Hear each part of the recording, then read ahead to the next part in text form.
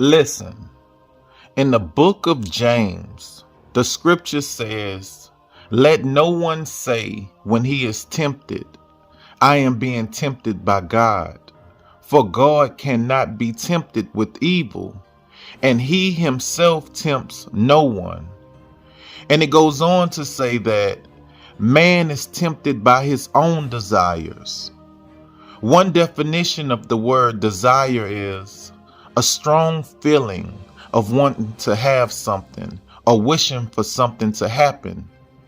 Everybody down here on this earth wants something. Money, cars, clothes, a family, a husband, a wife. But if your desires are not aligned with God, they're not worth having because they won't last. The husband you wanted can't keep a job, drunk all the time, abusive, never at home, always in the streets. That wife you wanted can't manage money, low self-esteem.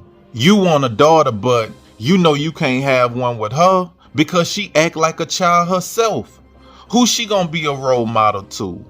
This is why your desires have to align with God.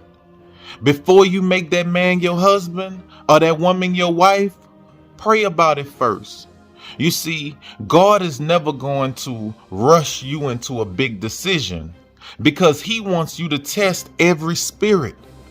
In the book of John, the scripture says, beloved, do not believe every spirit, but test the spirits to see whether they are from God. For many false prophets have gone out into the world.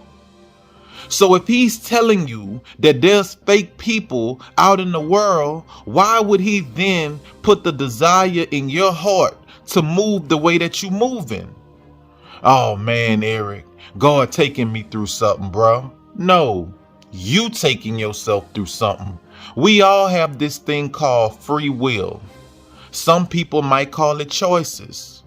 And higher power has already instructed us on what to do down here. But you don't want to hear that because it don't line up with your desires.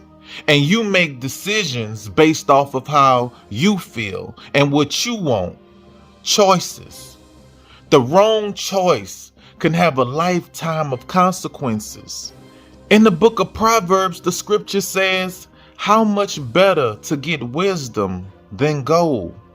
To get understanding is to be chosen rather than silver.